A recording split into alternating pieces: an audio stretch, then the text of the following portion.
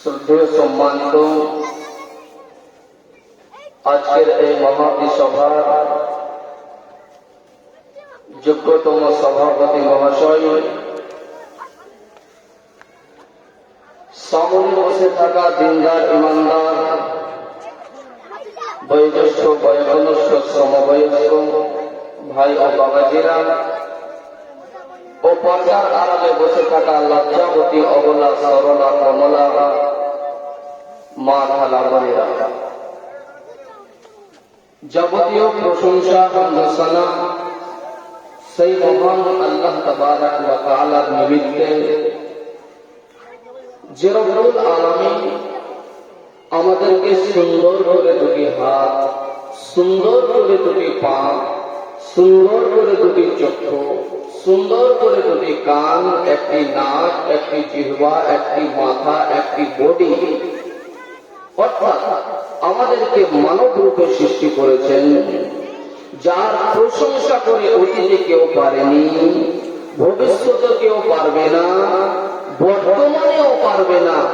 তাই আমরা তার নামাজ হালালি করার জন্য, শুকরিয়া আদায় করার জন্য, কৃতজ্ঞতা জ্ঞাপন করার জন্য সকলেই মহব্বতের সঙ্গে অন্তরে অন্তর স্থল থেকে আমরা জোরে সোরে বলি আলহামদুলিল্লাহ। অতঃপর প্রশংসার যোগ্য যিনি আমার নবী, আপনার নবী তথা সারা বিশ্বের নবী, নবীদের নবী, যিনি হচ্ছেন মাসুম, যার আগের পাপ পরের পাপ ক্ষমা করা হয়েছিল, সেই নবীর উপরে বৃষ্টির নেই দরুদ ও সালাম অঝর নয় বর্ষিত হোক।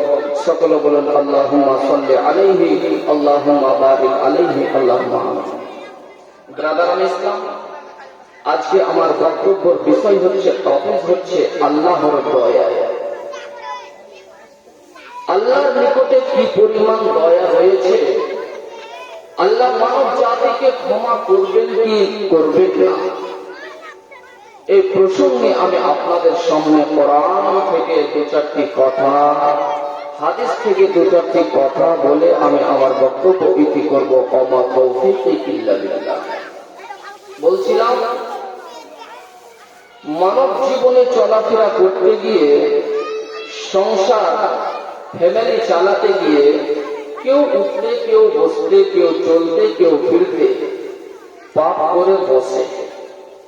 তো এই পাপ আমার আল্লাহ ক্ষমা করবেন কি করবেন না, এই প্রসঙ্গে আমি আপনাদের সামনে কোরআন থেকে মূল্যবান কথা, হাদিস থেকে মূল্যবান কথা আপনাদের সামনে ব্যক্ত করব, যদি আমার মাবুদ আমাকে তৌফিক দান করবে। ওমা তৌফিক ইল্লা বিল্লাহ। বলছিলাম, মহানবী সাল্লাল্লাহু আলাইহি ওয়াসাল্লামের বাণী দ্বারা বোঝা যায়, তার বর্ণনা দ্বারা বোঝা যায় যে পৃথিবীর বুকে সবচেয়ে উত্তম ব্যক্তি হচ্ছে ওই, সবচেয়ে বড় লাভবান ব্যক্তি হচ্ছে ওই, যে ব্যক্তি শয়তানের চক্রান্ত করে, শয়তানের ওয়াসওয়াসাতে পড়ে গুনাহ করল, গুনাহ করার পরে পরে আল্লাহর নিকটে সেই গুনাহগুলিকে ব্যক্ত করলো, অর্থাৎ ক্ষমা ভিক্ষা চাইল। নবীজি বলেছেন, সে ব্যক্তি হচ্ছে সবচেয়ে উত্তম ব্যক্তি, সে ব্যক্তি হচ্ছে সবচেয়ে বড় লাভবান ব্যক্তি। একজন মানুষ আল্লাহর নিকটে যখন তার পাপগুলি ব্যক্ত করে, আমি পাপ করেছি, গভীর রজনীতে উঠে আমি আমার সমস্ত পাপের জন্য সমস্ত পাপগুলি আল্লাহর নিকটে ব্যক্ত করছি, রব্বুল আলামিন আমি উঠতে বসতে চলতে ফিরতে পাপ করেছি, দয়া করে তুমি আমার পাপগুলিকে তোমার দয়াতে ক্ষমা করে দাও। এই কথা যদি আপনি বা আমি বলতে পারি, এর কারণে আল্লাহ যত বেশি খুশি হন, অন্য কোন ইবাদত নেই যে তিনি তত বেশি খুশি হন।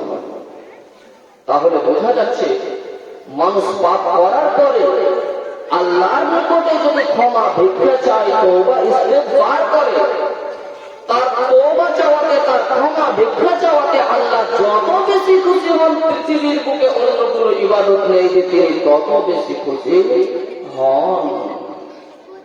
হাদিসের রাবী প্রখ্যাত সাহাবীটির নাম হচ্ছে হযরতে আনাস বিন মালিক রাদিয়াল্লাহু তাআলা। হযরতে আনাস বিন মালিক থেকে হাদিসটি বর্ণিত রয়েছে। নবীজি বলেছেন, কুল্লু বানি আদম খাতাউ ওয়া খায়রুল খাতাইনা আত-তাওয়াবুন। প্রত্যেক আদম সন্তানই হচ্ছে ক্ষতিগ্রস্ত। প্রত্যেক আদম সন্তানের দ্বারাতে ভুল হবে, এটা স্বাভাবিক। খায়রুল খাতাইনা আত-তাওয়াবুন, তবে উত্তম সে ব্যক্তি যে ব্যক্তি গুনাহ করলো, গুনাহ করার পরে পরে আল্লাহর নিকটে ক্ষমা ভিক্ষা চায়। তাহলে বোঝা যাচ্ছে আমরা আদম সন্তান, আমাদের দ্বারাতে ভুল হবে। চলতে গিয়ে, ফ্যামিলি চালাতে গিয়ে, একে অপরে কথোপকথন করতে গিয়ে আমরা পাপ কাজ করে বসবো বটে, ঠিক আছে, কিন্তু পাপটা যে আল্লাহর নিকটে ব্যক্ত করে আমার জীবনকে যে সারা দুধের মতো করে দিতে হবে, এই চিন্তাধারা আমার আপনার নাই। অথচ আমার আল্লাহ এত দয়াবান, আমার আল্লাহ এত ক্ষমাবান, যদি বলি তাহলে আপনার আক্কেলের তালা পর্যন্ত খুলে যাবে। শুনুন।